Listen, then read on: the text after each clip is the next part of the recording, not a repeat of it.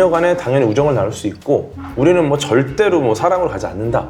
그러는데 데이트 자체가 친구에서 연인이 되는 게 너무 많은 거야. 간혹 그런 친구 있어요. 이성 친구인데 친구라고 하는데 꽤 괜찮아. 그냥 이성으로 봤을 때도 괜찮은데 그냥 친구인 경우가 있습니다, 분명히. 저는 이렇게 생각해요. 세상에 이제 모든 관계에 가장 아름답고 코어한 부분에는 전부 다 우정이 있다고 생각해요. 부모 자식 간에도 우정이 있고요. 아, 이거 너무 멋있는 말이다. 사랑 사이에도 있고. 부부 사이에도 있고. 네, 예를 들어서 우정 없는 연애도 가능하거든요. 근데 그건 최악의 연애라고 생각하고요. 진짜 되게 재밌게 본 영화인데 네. 빅토리아 앤 압둘이에요. 인도의 문화를 배우고 인도어를 배우고 이러면서 스승과 제자 사이가 되기도 하고 친구 관계가 되는 거예요. 이때 빅토리아 여왕의 나이가 80이 넘었을 때예요. 와. 진정한 친구를 이제서야 만나는 거예요.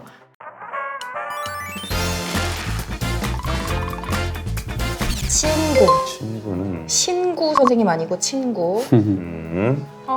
내 친구 생각난다. 오늘은 뭐 주제가 그럴 수밖에 없을 듯. 친구 잘 사귀셨어요? 내 인생의 제일 큰 보물이에요. 그 친구랑 나랑 서로 감쌍이라고 불러요. 감싸임 부여. 감정의 감정 쌍둥이. 쌍둥이. 그런 게 있어요. 그냥 별말 안 하고 쓰잘데없는 얘기만 해도 약간 치유가 돼. 털어놓으면 그냥 욕해요. 이런 친구들이 원래. 그치. 아주 친한 친구분들 계세요? 그럼요. 네. 정말 모든 걸 알고 있는. 아니 그러진 않아요. 그러면 친구들 사이에서도 네, 서로 약간의 최소한의 거리는 필요하다고 생각하는 쪽. 안녕 나의 소울메이트도 겹쳐. 네, 저는 이 소울메이트랑 같이 봤어요. 둘 다 울면서 봤죠. 둘 사이에도 남자가 있었어요? 근데 그 얘기를 했어요. 야, 영화인 우리는 그러니까. 예. 남자가 안 겹쳐서 정말 다행이다. 아. 서로 그 얘기는 했어요. 나와서 털 손질. 털 손질? 털을 잘 손질해야 맞아요. 가까운 사이가 될 수 있다. 이번 시즌부터는 마인드맵도 하나 딱 넣어주시면 안 돼요? 근데 이게 시간이 한 2달 지나잖아요. 저도 몰라요. 내가 뭘 썼지? 아이고 반갑습니다. 네. 아우 너무 오랜만이에요. 네, 잘 지내셨습니까? 잘 지내셨죠? 네, 오랜만에 친구 만나면 진짜 그러니까요. 반가운데. 그러니까요. 야, 또 2025년 푸른 뱀의 해가 밝았듯이 라플 위클리도 새로운 막이 올랐습니다. 저희가 새 시즌인 만큼 더 밀도 높고 또 시청자 여러분들께서 바라는 이야기를 가져오려고 그동안 뭐 댓글이라든가 트라이브 앱이라든가 많이 뒤졌거든요. 네, 정확하게 이름을 모르는 분도 많이 계셨습니다, 과거에는. 그런데 이제는 정확하게 뭔지를 알아. 뭐 라플 위클리. 라플 위클리라고 물어보세요. 라플 위클리 언제 시작하냐? 네. 원래 약간 이 살짝 잃어봐야 이제 그 소중함을 알 수 있는 부재를 통해서 존재 확인하는 거 이런 거 있잖아요. 네, 밀당이었구나 이게. 그렇죠. 네, 정말 굉장히 새로운 예뻐요. 시즌을 준비하는 마음가짐이 제가 스웨터에 담겨 있는 것 같아요. 일단은 뭐 너무 평범한 옷을 사니까 방송에서 자꾸 이제 또 옷이 곧 같다. 똑같은 옷 입고 다닌다. 할머니께서 네. 궤도님 다음 회차 때 입으라고 열심히 스웨터를 쓰셨다고. 저 할머니 초등학교 때 돌아가셔. 나 이거 어떻게 몰랐잖아. 할머니 잘 지내시죠? 잠깐만 이거 빼주세요 그러면. 아니요, 모르고 얘기하세요. 그 전에 찾아갈게요, 할머니. 우리 셋도 어느새 세 번째 시즌까지 오면서 또 매주 보는 사이니까 친구가 되지 않나요? 그럼요. 전 친구라고 이미 하고 다닙니다. 전 친구라고 하면 너무 감사한 그런 입장이고요. 네. 네. 사실 이제 영어권에서는 그냥 프렌드라고 하면은 다 이해를 하는데 네. 또 우리나라에서는 아니야 제가 어려요. 그쵸, 뭐 제가 연령을 더 좀 언니예요. 생각하는, 뭐 이러기도 네. 하고 친구라고 할 수 있는 기준이라는 게 따로 있을까요? 이건 무슨 뭐 철학적이라거나 과학적이라거나 그런 분류가 아니고 제가 그냥 생각하는 건데 그 사람에 대해서 그럴 그 의무가 없는데도 불구하고 그 사람을 걱정해주는 사람. 또 한 가지는 이제 뭐라고 할까요? 어떤 사람은 내가 그 사람을 도와주고도 그 도와줬다는 사실 자체를 잊어버리는 사람이 있어요. 기억할 필요가 없는 사람. 궤도님은 어떻게 생각하세요? 과거에는 우리가 보통 친구 하면은 뭐 학창시절 친구들이잖아요. 그냥 같이 시간을 보낸 사람들.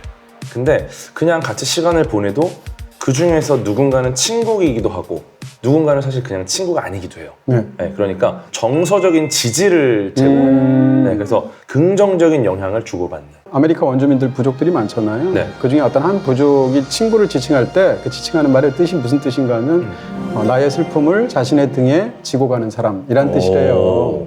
거기에 더해서 무슨 말을 해도 판단, 평가를 안 할 거라는 확신이 있는 사람이 친구인 것 같아요. 내가 이 말하면 날 이렇게 보지 않을까? 혹은 내가 이런 행동을 한 걸로 이렇게 평가하지 않을까라는 걱정을 하나도 안 해도 되는 사이. 네. 나를 나대로 그냥 받아들여 그쵸. 주는 나를 거죠. 너무 잘 알기 맞아요. 때문에 오랜 세월을 함께 했기 때문에 음. 잘 이해해주는 친구, 우정 이런 거를 과학적으로도 해석할 수 있나요? 뇌에서 어떤 일이 일어나는가 네. 이걸 봐야 되는데 그 새로운 친구를 사귈 때 있잖아요. 이때 결국 도파민이 분비가 됩니다. 그러니까 새로운 경험을 학습하는 거고 새로운 사람을 만나서 그 사람의 성향을 보고 이제 내가 또 배우기도 하고 이 사람이 이렇게 행동하는구나. 그 과정이 결국은 도파민을 통한 학습이에요. 네. 그 다음에 그 옥시토신이 또 분비가 돼요. 옥시토신은 기본적으로 유대감을 만드는 호르몬이거든요. 네, 그래서 친구를 사귀는 것도 결국 나와 이 사람과의 어떤 관계를 만드는 과정이다. 근데 재밌는 게 그 옥시토신이랑 도파민이 사랑할 때도 똑같이 나와요. 그쵸. 네, 그러니까 사랑과 우정을 구분할 수 있을까? 난제죠. 네, 친구로 지내다가 연인이 되는 비율이 굉장히 높습니다. 높죠. 제가 알기로 60% 이상이에요. 네, 그러니까 우리는 뭐 그런 얘기 많이 하잖아요. 남녀 간에 당연히 우정을 나눌 수 있고 우리는 뭐 절대로 뭐 사랑으로 가지 않는다. 그러는데 데이트 자체가 친구에서 연인이 되는 게 너무 많은 거야. 그러면은 궤도님은 개인적으로 남녀간에 친구가 가능하다라고 믿으세요? 아니면 안 된다고 믿으세요? 남녀 간의 친구는 예전에 번식 얘기한 게 생각이 네. 나가지고 역시나 뭐 그렇게 풀 수밖에 없어요. 네. 그러니까 어떻게 풀 수밖에 어떻게? 없어요? 간혹 그런 친구 있어요. 이성 친구인데 친구라고 하는데 꽤 괜찮아. 그냥 이성으로 봤을 때도 괜찮은데 그냥 친구인 경우가 있습니다. 분명히 있어요. 있어요. 네. 네. 번식을 할 마음이 들 것인가 들지 않을 것인가. 그 마음이 들면 우정 아니죠. 우정 아니죠. 그건 너무 네. 명백한 거잖아요. 그 마음이 들지 안 들지를 다양한 상황에서 시뮬레이션을 해봐야 돼요. 그럼 계속 머릿속으로 시뮬레이션 하는 거예요? 일단 몇 번 시뮬레이션 해보면 각이 나와요. 그런 시뮬레이션 만약에 한다는 것 문을 자체가 열었을 때 자연스러워. 오래 산 평론가님의 의견도 오래 산. 궁금해요. 네, 슬프네요. 너무 오래 사셨으니까. 그 아벨 보나르라는 사람이 있어요. 프랑스 시인인데 그 사람이 한 말인데 사람은 연애를 꿈꾸지 우정은 꿈꾸지 않는다. 왜냐하면 꿈꾸는 것은 육체이기 때문이다. 이런 말이에요. 이게 번식 얘기거든요, 사실. 네. 물론 이제 이 말은 약간 시적인 말이라서 저는 이렇게 생각해요. 이제 우정이 있고 사랑이 있다 그러면 우리는 약간지 어떤 두 가지 개념이 있을 때 이 중간지대가 있다는 걸 생각을 안 하는데 저는 상당히 많이 겹친다고 생각하고요. 맞아요. 제가 이제 자주 하는 말인데 세상에 이제 모든 관계에 가장 아름답고 코어한 부분에는 전부 다 우정이 있다고 생각해요. 부모 자식 간에도 우정이 있고요. 아, 이거 너무 멋있는 말이다. 사랑 사이에도 있고 부부 사이에도 있고. 네, 예를 들어서 우정 없는 연애도 가능하거든요. 근데 그건 최악의 연애라고 생각하고요. 진짜 너무 좋은 포인트입니다. 네, 우정하고 사랑은 겹치는 부분이 있어서 여기까지 우정이고 여기까지 사랑이야 구분 잘 안 되는 경우도 있어요. 아니, 지금 올 들어서 저는 최고의 깨달음이. 머리에 벼락을 맞은 것처럼 충격받았어요. 맞아. 근데 지금까지 우리가 질문이 잘못된 거야. 남녀 간의 친구가 어딨어? 이런 질문 많이 하잖아요. 네. 이거는 당연히 할 필요 없는 질문이에요. 오히려 이거야. 그러니까 우리는 연인인데도 우정이 있을 수 있는 거예요. 그러니까 저는 구독자님들과의 우정을 가장 중시합니다. 모든 관계에는 사랑 안 우정이 하십니까? 바탕이 있다. 응? 구독자 사랑 안 하세요? 네, 구독자님들 제가 구분 못 한다고 그랬죠. 사랑합니다. 그래도 팬분들 사랑하시죠? 네, 아 정말 저 그거 명언이었어요. 모든 관계에서는 우정이 밑바탕이 있다. 그러니까 우리는 과연 비슷한 친구를 좋아할까? 나와 상반된 친구를 좋아할까? 근데 놀랍게도 이 두 가지가 다 컨텐츠에서 굉장히 매력적인 요소로 등장을 해요. 예를 들어서 비슷한 친구를 좋아하는 컨텐츠가 드라마죠. 프렌즈라는 정말 아주 네. 오래된 일단 제목부터 제목이 봐요. 친구. 네. 물론 그들이 뭐 완전히 똑같진 않아요. 근데 그들의 성향이 자기들끼리 굉장히 잘 어울립니다. 물론 조금씩 어떤 개성들은 있지만 한 가족처럼 우리가 느끼거든요. 그러니까 뭔가 여기는 튀는 사람이 없이 나도 그 일원이 돼서 같이 무언가를 즐기는 느낌을 들어요. 그래서 저는 이제 프렌즈를 되게 좋아했고 그 다음에 등장한 게 빅뱅 이론이라는 드라마가 등장합니다. 이게 정말 말도 안 되게 히트를 쳐가지고 굉장히 많은 시즌을 제작하게 됐죠. 네. 제가 되게 좋아하는 이유가 좋아하는 이유는 뭐 뻔할 것 같아요. 네. 거기 다 그 과학하는 사람들 나오는 거잖아요. 아 그럼요. 드디어 과학하는 우리들이 주인공이 됐구나. 우리들이 그거를 내가 드디어 모두의 주목을 받는구나. 단어를 쓰질 않았는데 사실 그 너드들이 나오는 거잖아요. 맞아요. 너드 찐따들이 모여 있거든요. 약간 좀 좋은 의미죠. 네. 좋은 의미로. 그리고 평범한 분이 옆집에 살아요. 이분은 되게 매력적인 분이시고 이분과의 어떤 상호작용이 굉장히 재미있는 에피소드를 만드는데 그리고 거기에 굉장히 훌륭한 과학자들이 많이 나옵니다. 제가 좋아하는 쉘든, 하워드, 뭐 많이 나오는데 이분들이 다 굉장히 똑똑한 사람들이 나와요. 네. 근데 이제 아쉬운 거는 뭐냐, 어떤 특정 직종을 다루는 콘텐츠들을 보면은 네. 그 직종을 정말 매력적으로 다룹니다. 네. 근데 과학자들은 사실 연구를 안 하고 항상 게임을 하고 있어요. 그리고 항상 이상한 행동을 하고. 그래서 그 부분은 조금 아쉽다. 근데 어떻게 보면 그게 아쉬워도 그 부분을 위트 있게 보여줌으로써 대중의 어떤 거부감을 줄인다는 거 너무 좋고, 이거 제가 알기로 칼텍이나 뭐 굉장히 훌륭한 대학의 그 대학원생분들이 자문을 해주는 거 같아요. 그랬겠죠. 그러겠죠. 네. 네. 저도 그런 시리즈물로는 이제 프렌즈는 어렸을 때 봤고, 나이가 좀 들어서는 거기는 이제 남자 여자가 섞여 있는 거지만 네. 여자들 4명의 우정, 그리고 조금 더 나이가 들어서 성숙해졌을 때 우정을 다룬 섹스 앤 더 시티 시리즈를 아. 너무 재밌게 봤죠. 네. 그러니까 남자는 계속 바뀌는데 그 여자 4명은 계속 같이 가잖아요. 그리고 모든 고민을 막 다 쉐어를 하고. 아니, 제목이 너무 세지 않아요? 근데 제목 때문에 성공한 부분도 있겠죠. 사랑은 번식이라고 말하는 사람이 할 저는 말이에요? 사실 너무 세가지고 네. 막 진짜 이거 보면 안 되는 건 줄 알고. 그거 우리말로 하면 번식과 도시 아니에요. 우리말로 안 하면 세잖아요. 번식과 도시. 그리고 저는 커서 봐야 되는 줄 알고 대학교 돼서 진짜 떨리는 마음으로. 정말 기대하면서 봤구나. 근데 이제 CT가 더 주요하더라고요. 아, 그래요? 아니에요. 그 비중이 CT 쪽에 저 있던데. 두 개 다 비중 반반이에요. 그래요? 회차를 잘못 봤나? 뭐 경험에 따라 뭐라고 다르겠죠. 이해하시는 걸까? 어. 그럼 뭘 바랬는데? 엔더. 저는 엔더가 나올 줄 알았는데 아 너무 CT가 나오니까. 그래서 어떻게 보면은 그 우리랑 문화가 다르잖아요. 네. 그런 미드나 이런 네, 것들이. 그러니까 네. 어떻게 보면은 이 프렌즈나 뭐 이런 뭐 섹스 앤 더 시티 이런 것들이 문화가 다르니까 또 굉장히 흥미로운 게 있어요. 그쵸. 막 네. 뉴욕을 배경으로 하고 하니까. 맞아. 우리가 이제 막 그런 얘기도 막 하잖아요. 예를 들어서 막 이 친구랑 사귀었다가 이 친구는 또 내 친구랑 사귀고 나는 또 얘 친구랑 사귀고 이러면은 거기서는 굉장히 익숙한데 예를 들어 우리나라 시트콤 뭐 남자 셋 여자 셋 뭐 요런 데서 만약에 그런 일이 벌어지면 굉장히 우리가 거부감이 좀 있으니까. 네. 맞아요. 프렌즈나 섹스 앤 더 시티 같은 경우는 너무 팬층이 많아서 그러니까요. 나중에 이제 리유니언도 나오고 또 영화로도 개봉을 하고 했죠. 약간 또 문화도 다르니까 재밌는 것 같아. 다시 그렇게 개봉했을 때 너무 반가운 이유가 그걸 보면서 우리가 성장을 했잖아요. 맞아, 맞아. 그러니까 그 캐릭터들과 함께 내가 나이를 들었기 때문에 내가 지금 그로부터 한 20년이 더 나이 들었는데 그들은 어떤 모습으로 컸을까가 궁금하잖아요. 그들이 우리 친구 같잖아요. 네. 그죠? 옛날 친구를 만난 것처럼 반가운 것 같아요. 그러니까 그 사이에 시간이 흘러가고 우정을 회상하고 이것 자체가 우정에 굉장히 좋은 가연제 같은 거예요. 어떤 그런 조사가 있는데 좋은 저녁 식사 자리여서 친구들과 라고 느끼는 거에는 3가지 요소가 있다는 거예요. 첫 번째는 얼마나 많이 웃었는가 그 모임에서. 두 번째는 얼마나 많은 과거를 같이 회상했는가. 마지막으로 3번째는 알코올을 함께 했는가, 아 진짜요? 술을 마셨는가.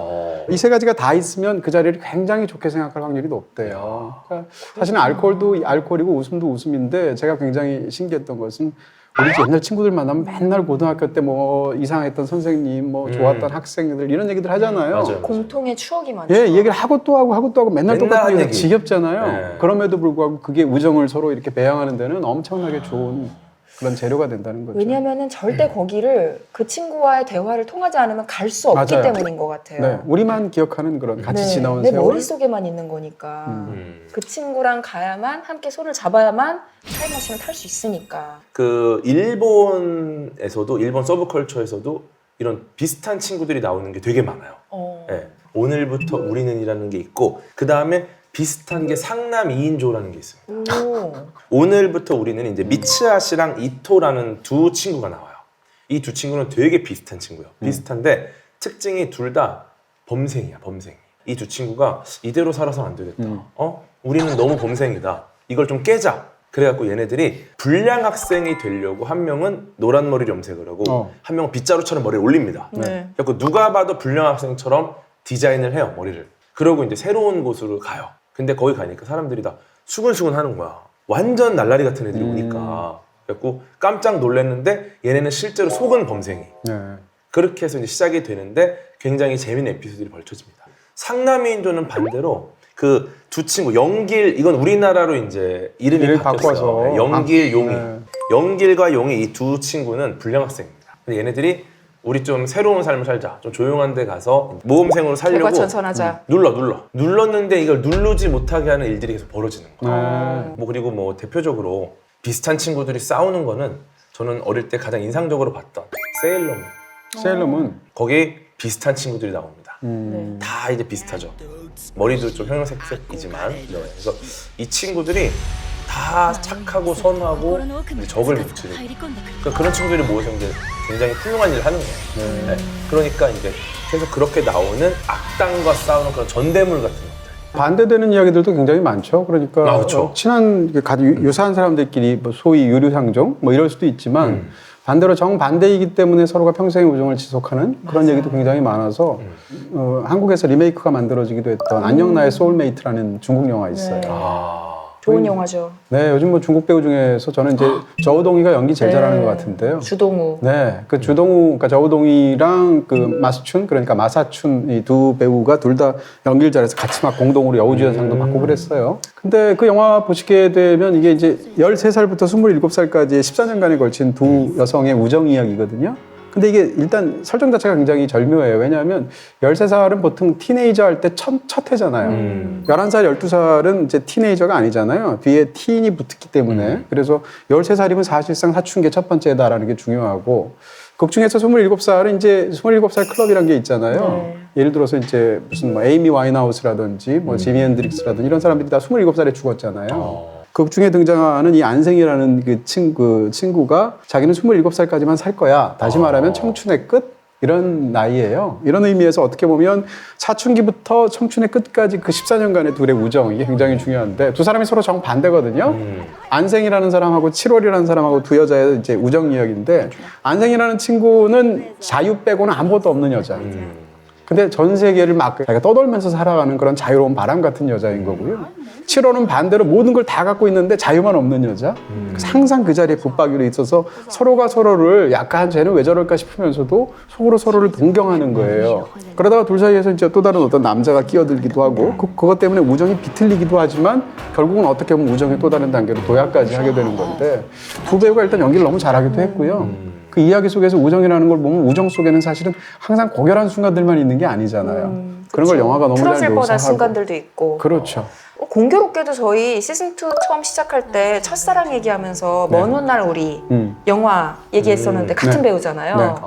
참 이렇게 뭔가 산전수전 다 겪은 것 같은 뭔가 생활고도 있고 이런 역할인데 또 그 안에는 숨겨진 강인함이 있고 하는 그런 연기를 참 잘하는 것 같아요. 주동호 배우가. 그렇죠. 그 실제로 제가 어디서 그 영화에 관련된 자료를 예전에 보았을 때 실제 그 두 배우의 성격은 반대래요. 오히려 그 모범생에 해당하는 7월에 더 비슷한 배우가 주동우가 그런 성격이라고 하고 마사춘이라는 배우가 오히려 또 그렇게 바람 같은 느낌이 있대요. 근데 일부러 이 크로스 캐스팅을 했다는 얘기를 제가 전해드린 적이 있고요. 저는 사실 우리나라 영화로 소울메이트가 리메이크작이 개봉을 했을 때 네. 이런 원작이 있는 걸 모르고 원래는 이제 소설이 원작이잖아요. 네네네. 이런 걸 전혀 모르고 시사회에 초대받아서 갔어요. 근데 시사회에 초대를 한 분이 저보고 그 가장 친한 친구랑 같이 오라고 그 제가 아까 감상이라고 표현한 소울메이트니까. 네, 영화가. 정말로 소울메이트랑 같이 보러 간 거예요. 내용 아무것도 모르고 네. 근데 되게 반전과 반전이 나오잖아요.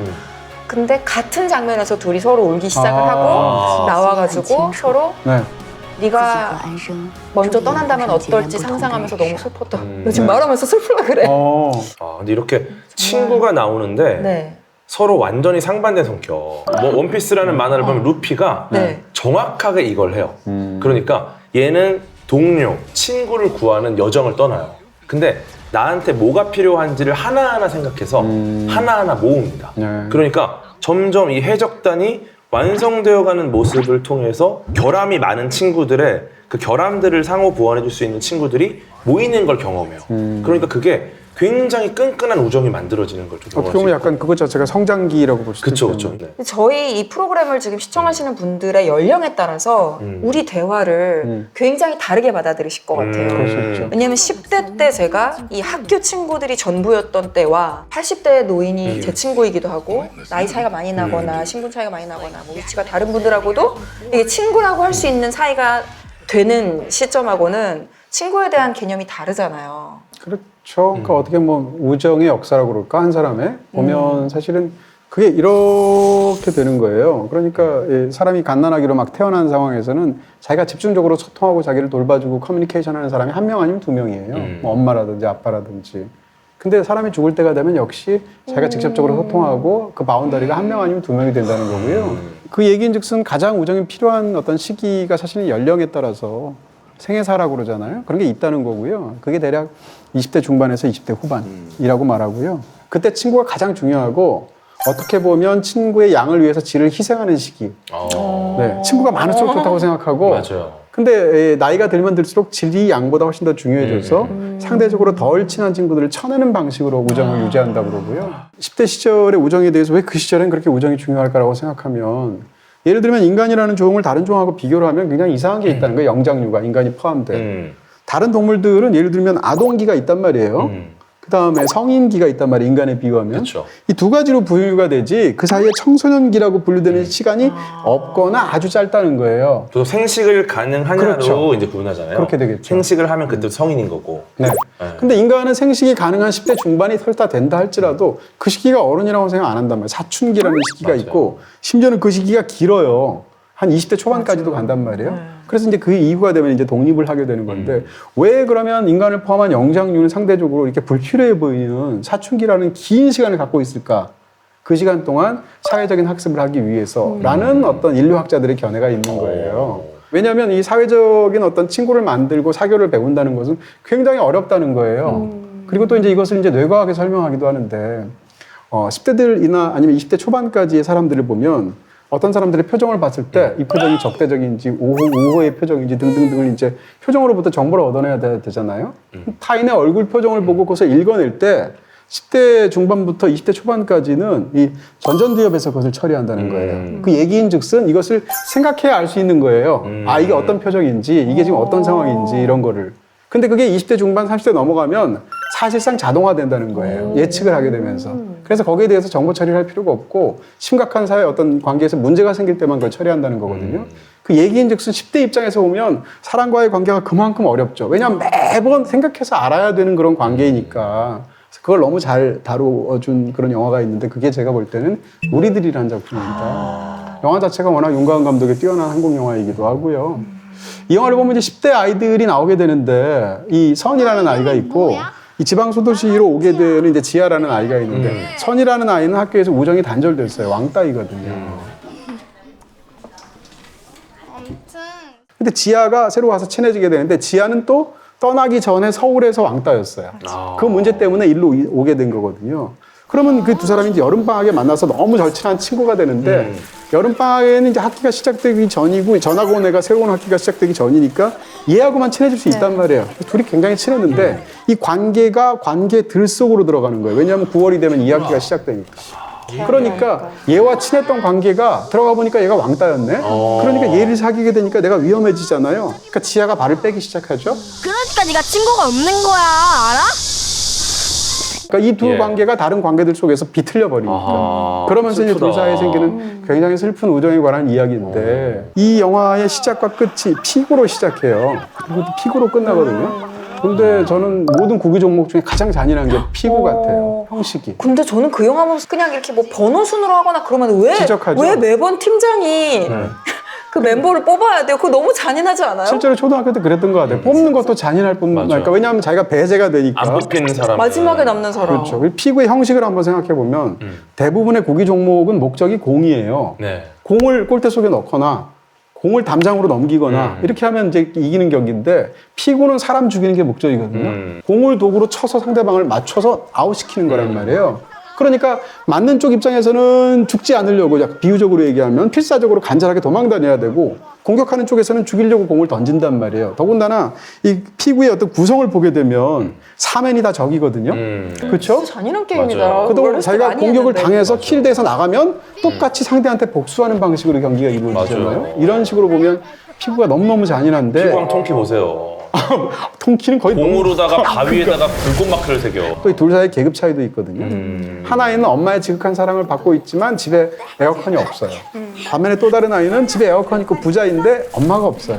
이런 상황 속에서 이 친구가 이 친구 집에 놀러 갔는데 엄마가 만들어주는 소중한 오이김밥을 해줬단 말이에요. 진짜 맛있어. 그래서 그걸 먹으려고 보니까 자기는 오이김밥 해주는 엄마가 진짜 없잖아. 배안 고파. 그러니까 심통이 나잖아요. 자존심이 배가 안 상하니까 고프다 상대방을 뭐라고 공격하냐면 아 니네 집에 에어컨 없니? 너희 집에 왜 이렇게 더워? 그렇지. 그러면 선풍기에 가서 이제 바람 쐬고 이러거든요.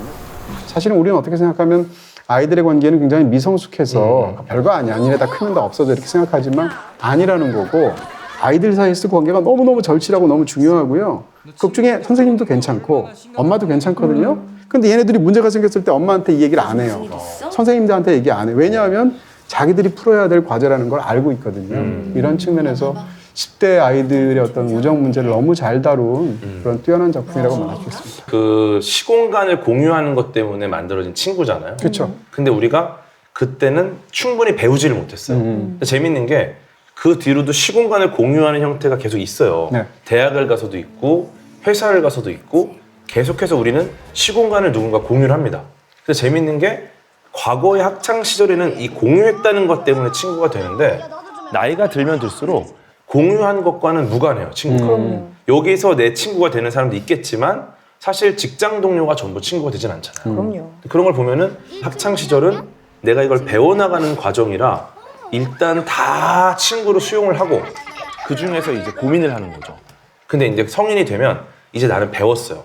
배웠기 때문에 이제 여기에 맞는 사람만 이 테스트를 통과하는 것 같아요. 그러니까 이제 친구가 되기도 힘들고 그렇죠. 친구를 만들기도 힘들고 근데 그런 걸 보면 그걸 되게 잘 집은 작품이네요. 네. 그럴 때마다 슬펐어요. 왜 그래? 라고 자꾸 묻잖아요. 나한테 화났어? 나한테 화난 거 있어? 아니? 화난 거 있는 것 같은데. 처음이다 보니까 그 아이는 지아야, 그냥 괜찮아. 눈치껏 이거 아 이제 나를 속도 때문에 표현해보다 그런 하고 맞아.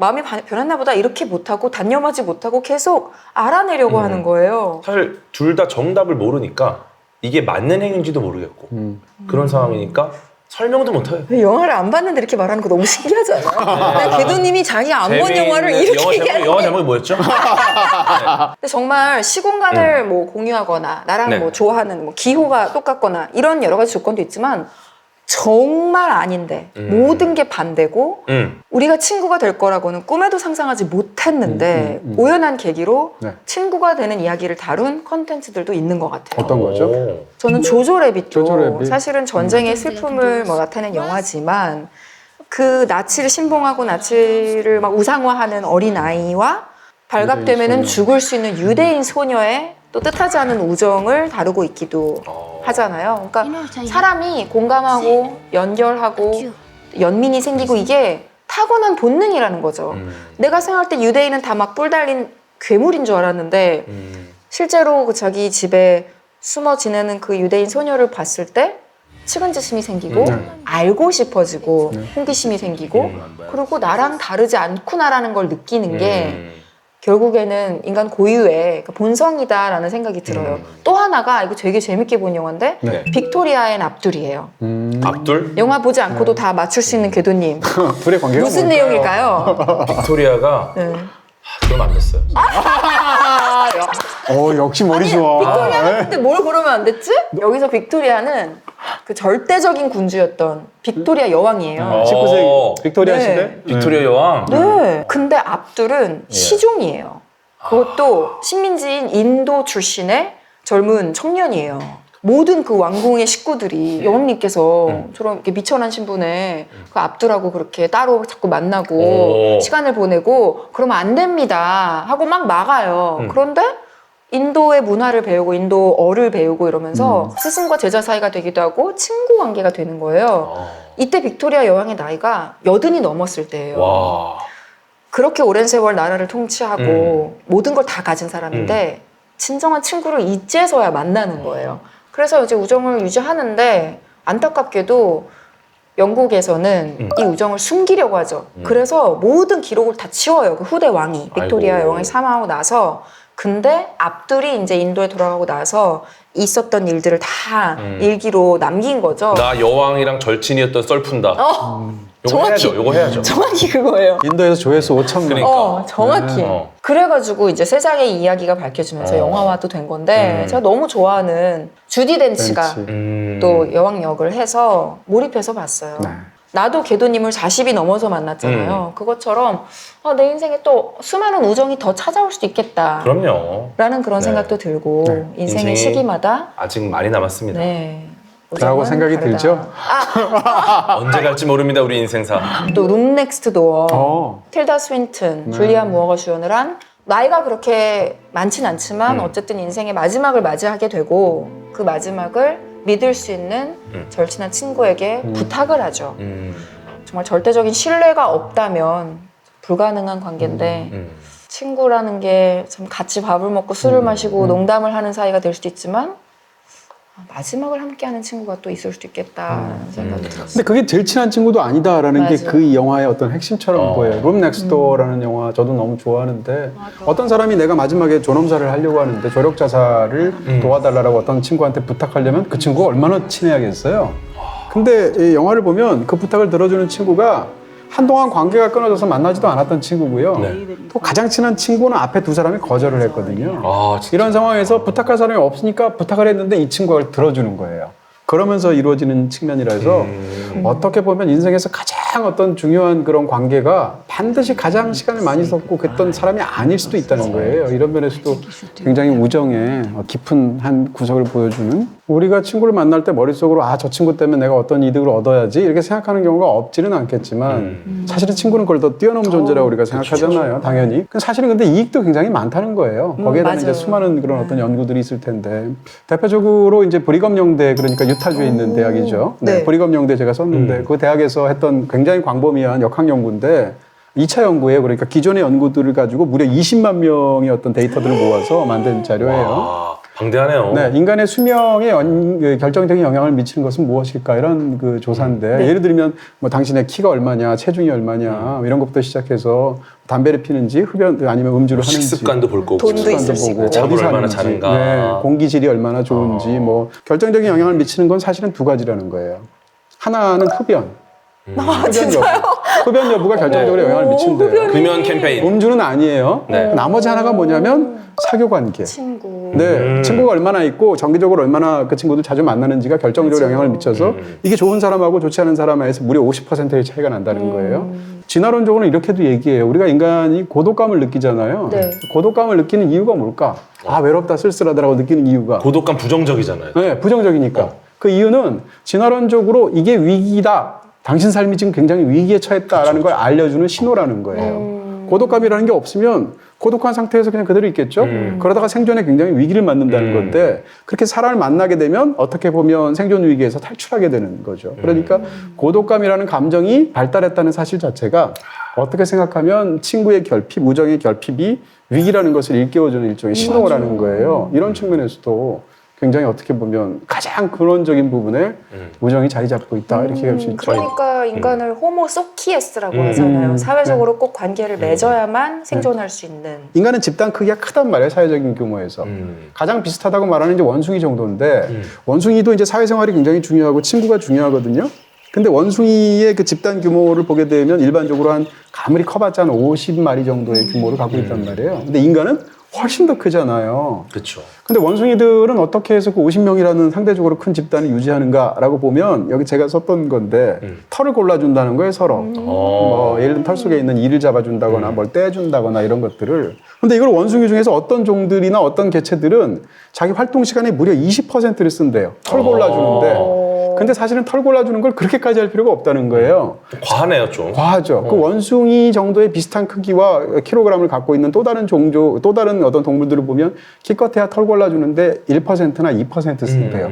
그러면 그런 상황 속에서 그럼 인간은 어떻게 하느냐? 일종의 가상의 털 골라주는 행위를 한다는 거예요. 그게 뭐냐면 예를 들면 같이 농담하면서 웃기, 같이 함께 노래하고 춤추기, 잔치를 벌이기, 혹은 뭐 공동의 스토리텔링, 아니면 종교까지 이렇게 얘기하는데, 이런 것들이 만들어짐으로 인해서 서로 손질해주는 것을 대체했다는 거예요. 그렇기 때문에 인간은 집단수가 커지고 이 거대한 문명이 이루어질 수 있게 되었다라는 거고, 이 순서대로 많이 해야 된다는 거예요. 그러니까 함께 웃으면서 농담하는 걸 제일 많이 해야 되고, 상대적으로 뒤에 가서 잔치는 좀 덜 해도 되는 것이고, 이런 식의 이야기를 하죠. 아직 털 골라주는 사람도 있을까요? 있죠. 나 있어요. 말하기 싫다. 얼마 전에 진짜로? 몇 살 동생이 털 골라줘? 언니 흰머리 있다. 나 말하기 너무 싫다. 그건 너무 중요한 행동이에요. 우리 연인들끼리도 뭐 친구들끼리도 예를 들면 뭐 악수하는 접촉행위라든지 특히 이렇게 쓸어주는, 누가 이제 외로워하고 울고 이럴 때 안은 다음에 등 같은 거 쓸어주잖아요. 이런 게 일종의 털 고르기 행위. 머리 쓰다듬는 것도 또 머리 좋아하는 쓰는 거 비슷하고, 지금 뭐 흰머리 뽑아주는 것도 마찬가지고. 그리고 남자들은 그리고 만나서 같이 운동을 하고 땀을 흘리고 그렇게 막 채취를 섞고 이러면서 또 가까워지기도 하고. 그렇죠, 그렇죠. 그렇게 해서 만들어지는 우정의 결정체를 콘텐츠화한 게 슬램덩크라는 그렇죠. 애니메이션 네. 만화책입니다. 네. 사실은 뭐 슬램덩크를 안 본 사람은 거의 없고요. 맞아요. 저도 봤어요. 심지어 저도 봤습니다. 그러니까요. 야, 이게 슬램덩크 다 보는 만화 진짜. 만화 친구들 봤지. 드문데 이게 진짜. 네. 어떻게 보면 약간 남자들 사이에 멜로드라마 같은 느낌도 있어요. 맞아요, 맞아요. 예. 재밌는 게 그 지금 우정에 대한 얘기를 하고 있잖아요. 우정이 왜 파괴될까? 이거 어떻게 생각하세요? 우정이 왜 파괴될까? 저랑 제 친구의 경우 이제 생각을 해봤어요. 우리가 어떻게 이렇게 오랫동안 한 번도 싸우지 않고 친구 관계를 유지할 수 있을까? 여러 가지 이유를 찾아봤는데 그 중에 하나 중요한 게 우리는 이 관계를 지키겠다라는 의지가 되게 강하다. 네. 그러니까 뭔가 위기 비슷한 게 찾아오거나 뭔가 내가 자칫 말실수를 하거나 잘못 행동하면 깨질 수도 있을 것 같을 때 그걸 감지하고 나는 그 무엇보다 이 관계를 유지하는 게 중요해 라는 의식을 갖고 있어서 서로에게 실수를 하거나 함부로 하지 않는 것 같아요. 이거는 우정이 깨질 가능성에 대한 그 문제를 되게 잘 해결하고 있는 케이스예요. 네. 왜냐면은 대표적으로 한 가지가 소통 문제입니다. 우정이 깨지는 경우 중에 하나가 서로 간의 소통이 원활하지 않은 상황에서 오해가 쌓이면은 깨져요.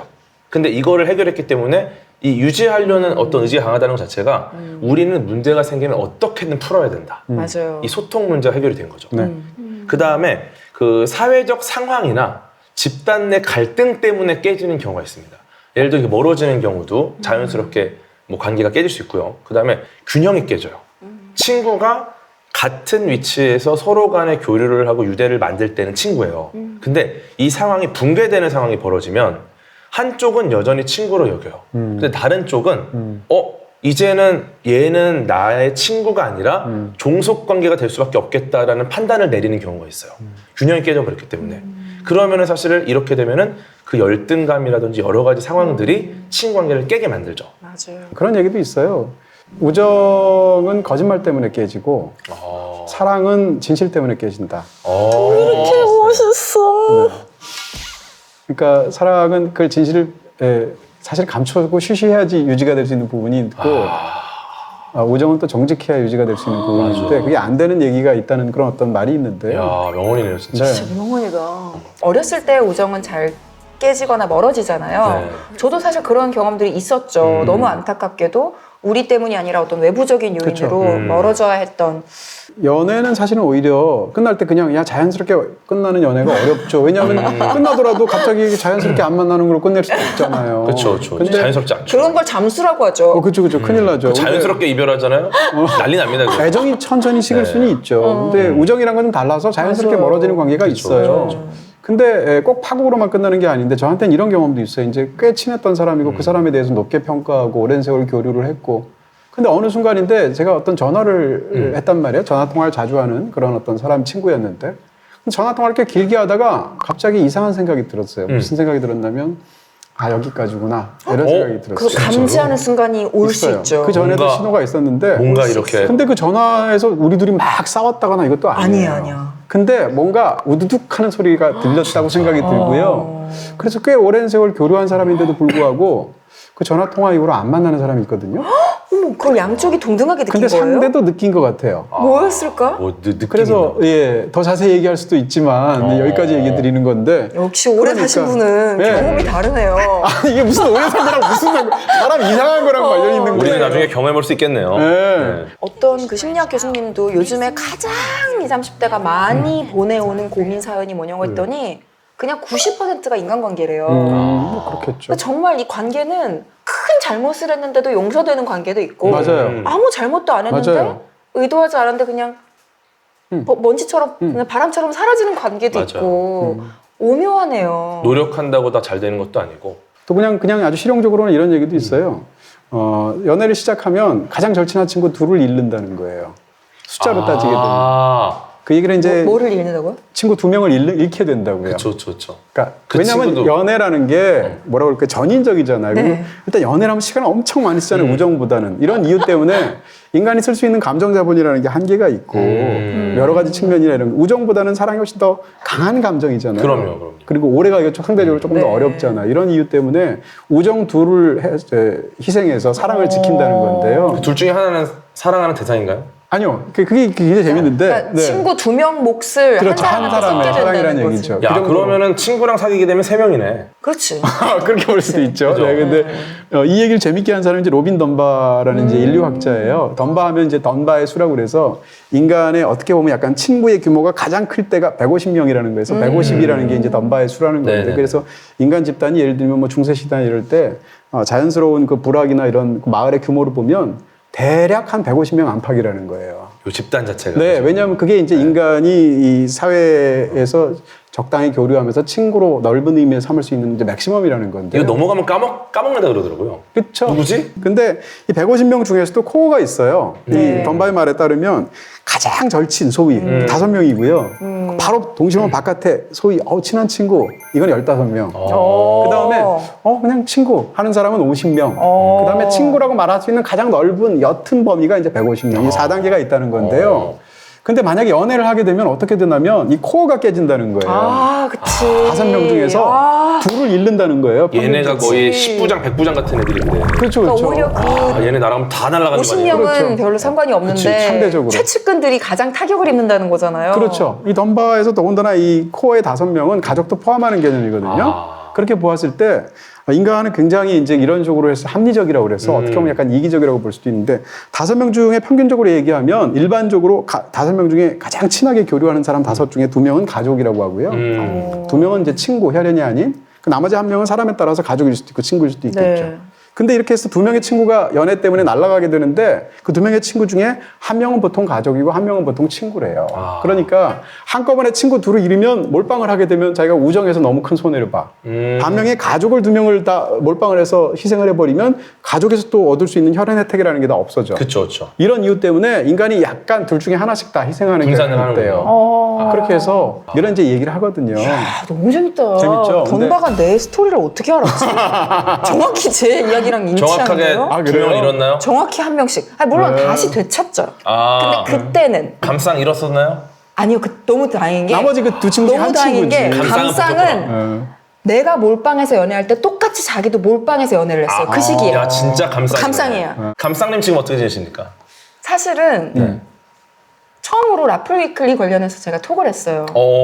처음으로? 다음 회 주제가 친구다. 친구야. 그래서 너 생각이 났다. 그랬더니 그런 얘기를 한 적이 없거든요. 뭐 라플 위클리 찍는 거 이런 거 얘기 안 하잖아요. 그쵸, 뭐 일하는 얘기는 좀 네. 나니까. 그래서 너는 친구하면 뭐가 생각나? 했더니 제가 생각한 똑같은 영화를 딱 카톡으로 찍더라고요. 그게 그린북. 그린북. 야. 왜냐면 그것도 같이 봤거든요. 너랑 같이 봤던 그린북이 생각나네. 그래서 내가 대박 나도 흑인 피아니스트와 백인 운전기사의 예상치 못하게 싹튼 우정을 다루고 있잖아요. 네. 그냥 친구를 다룬 우정을 다룬 컨텐츠로 생각이 났나 봐요. 이제 25년 정도 친구가 된 지 25년 정도 되니까 그 친구의 친구가 다 내 친구가 그렇게 되죠. 되잖아요. 맞아. 그래서 또 성향이 비슷하니까 네. 잘 맞아요. 만나면. 그리고 내가 예를 들어 궤도님한테 지금 친구 얘기를 하잖아요. 네. 그래서 궤도님은 그 친구를 만나지 않아도 아는 것만 같은 느낌을 가져요, 이미. 맞아. 그래서 다시 다 같이 봐도 뭔가 이질적이지가 않게 되는 거죠. 좋네요. 나이가 드니까 그런 측면이 있는 것 같아요. 동진님 친구들도 내 친소, 너무 내 친소. 궁금해요. 동진님 친구들은 다 빨간 안경을 끼나요? 웃기겠다. 아니, 복제 인간이에요? 제 친구들이 다 이러고 있어. 제 친구들이하고 다 미친 건 아니에요. 아니면은 저 동진님 하나를 좋게요. 네. 친구들은 다 뭐 영화를 다 좋아하거나 아니면 전혀 책을 다 아니에요. 근데 좋아하거나 아니에요? 네, 왠지 오히려 아니에요. 그럼 뭐가 공통점이 친구분들이 뭘까? 약간 모범적이실 것 같긴 해요. 약간 다 학구적이라든가? 차분하고 공부하고. 네. 뭐 친구들이랑 친구들도 만나면 뭐 하세요? 주로 이야기하죠. 술은 잘 안 하시죠? 과거에는 술도 마셨지만 저도 이제 요즘 금주하고 있고 그래서 요즘은 뭐 그냥 주로 티타임? 대화. 네. 만날 땐 파이아키아에서 만나요? 요즘 많이 그렇습니다. 아, 왜냐면 거기가 약간 너무 좋으니까. 모임하기가 맞아요, 좋거든요.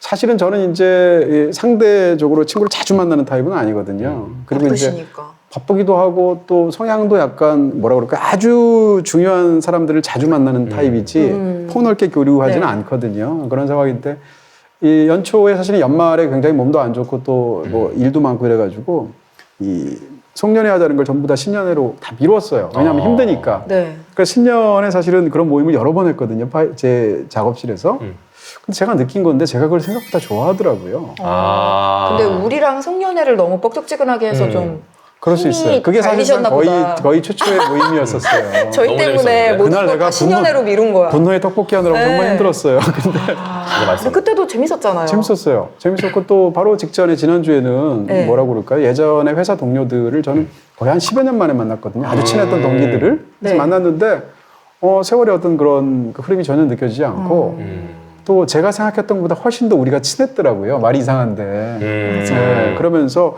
맞아 이런 굉장히 좋은 관계가 있어 싶기도 하고 또 그런 자리에서 제가 나 이런 거 별로 안 좋아하지 싶었는데 그 모임을 또 제가 굉장히 즐기더라고요. 그래서 이런 게 나한테도 당연한 얘기지만 굉장히 중요한 거였구나라는 생각을 했죠. 저희는 그래도 친구랑 편지도 주고받고 막 이랬던 세대인데 요즘에는 온라인으로 많은 소통을 하다 보니까 친구를 사귀게 되는 계기라든가 친구를 만나는 장소 이런 것들이 다양한 것 같아요. 맞아요. 온라인상에서의 우정도 찐 우정으로 발전할 수 있죠.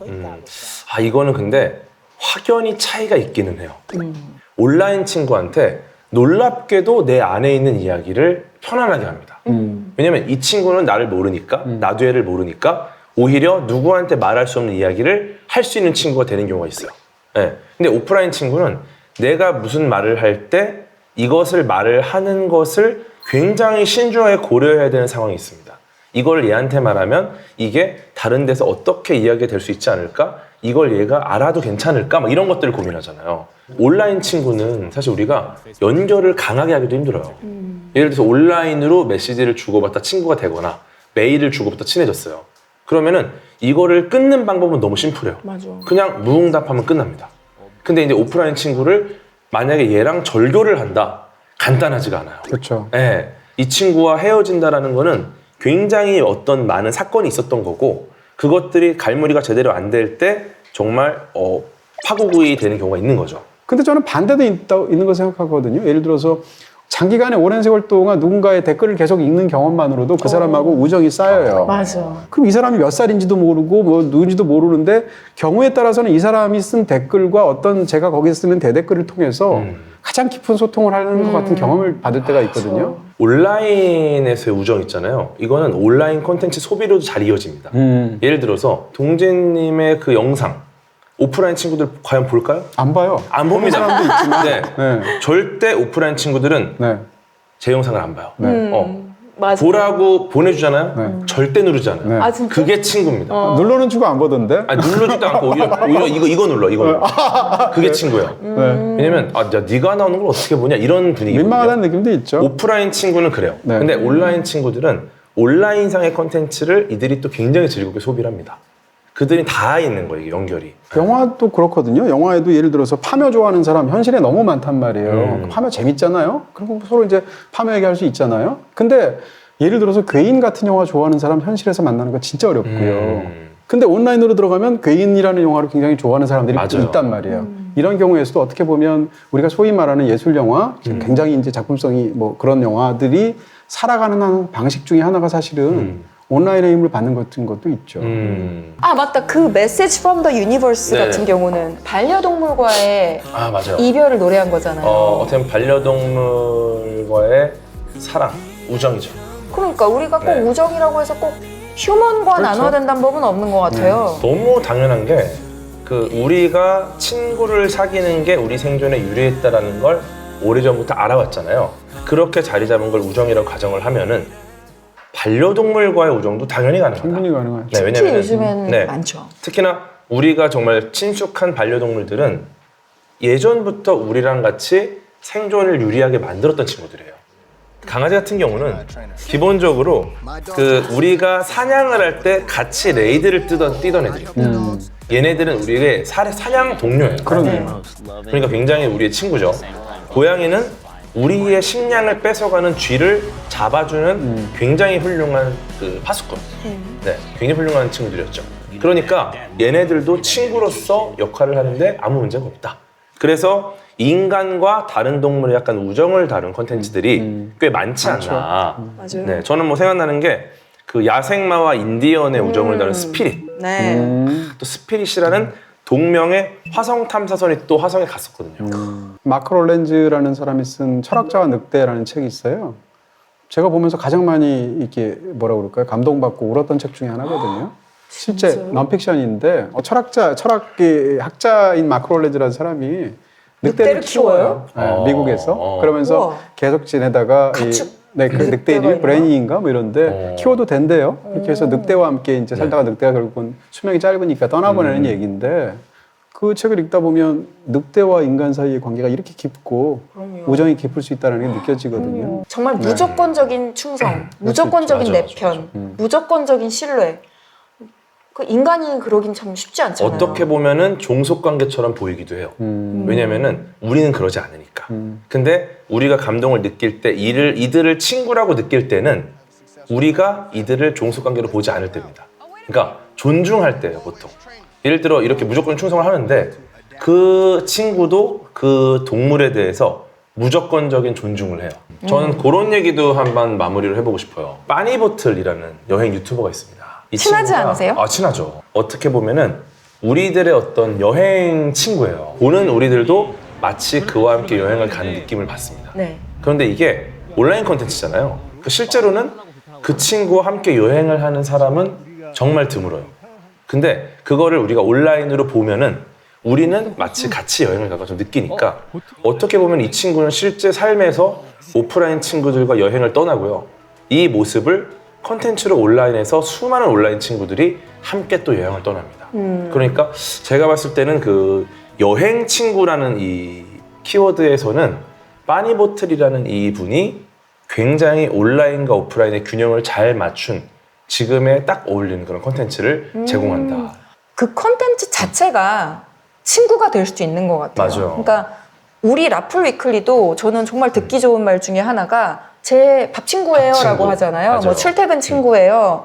그러니까 친구랑 같이 여기 빈자리에 앉아가지고 넷이서 이렇게 이야기하는 네. 느낌이 든다라는 그런 분들의 이야기를 받았을 때 정말 기분이 그러니까요. 좋았거든요. 네. 맞아요. 그래서 컨텐츠도 친구가 될 수 있다. 그럼요. 네. 여행 친구를 찾으십니까? 빠니보트를 보십시오. 잠 친구를 찾으십니까? 안 될 과학을 보십시오. 보십시오. 네, 여러분을 금방 재워드립니다. 밥 친구를 찾으십니까? 라플 위클리를 보십시오. 야, 한 번에 세 개를 홍보를 오랜만에 시즌3 첫 녹화 어떠셨어요? 함께 시간을 쌓아가는 친구 느낌? 이런 게 다시 또 드네요. 새로운 시즌을 시작했는데 뭐 공약 같은 거 하나 걸어야 되지 않겠습니까? 공약이요? 네, 우리 뭐 오프라인으로 뭔가 좀 하는 것도 좋을 것 같고 그런 고민들 좀 해보면 어떨까? 그죠. 구독자가 네. 몇 명이 달성이 되면 오프라인으로 이벤트를 하겠다. 괜찮네요. 오프라인 그 털 빗기 쇼. 그래서 이제 동진 쌤이 직접 한 분 한 분 일을 잡아주시고 궤도님 흰머리 저는 잘라주고. 흰머리 뽑아드리고 원하실까요? 네. 네, 또 친해질 수 있으니까. 근데 그거 하려면 구독자의 목표 숫자를 좀 높게 잡아야겠다. 아. 한 100만 원 가야 되는 거 아니에요? 친구들도 많이 데려와 주세요. 단톡방에 많이 공유해 주세요. 아니면 이런 거 좋다. 친구니까 주제가 어. 이거 너와 나의 이야기야.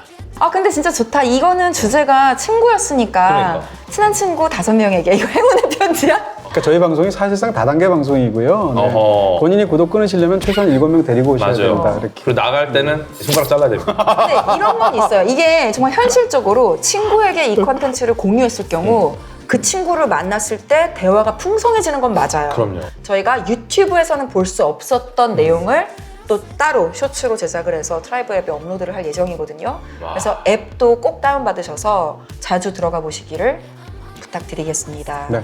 저희 고정 댓글에 또 초단위로 저희가 어떤 이야기 나누었는지 자세하게 적어놨으니까 참고해 주시고요. 다음 주에 더 재미난 컨텐츠로 다다음 주에도 찾아오도록 하겠습니다. 감사합니다. 맞습니다. 걸렸어. 누가 분지사를 이렇게 합니까 이게? 제일 무서웠던 영화가 정말. 사탄의 인형. 매달려서 막 등에서 막 이러니까 저 영화를 본 사람들이 악마를 봤다고 생각해요. 영화에 사실 그런 장면이 없는 거예요. 엘리베이터 문이 딱 열렸는데 아무도 안 타. 타고 그리고 정원 초과. 어떻게 지평자표계로 고정을 하셨죠? 안 믿어도 되게 무서워하긴 하네. 라고 무서워하는 사람들이 있더라고요. 지금 뭐야 왜 갑자기 진짜 뭐야? 갑자기 왜 갑자기 문이 문이 열려? 열렸어.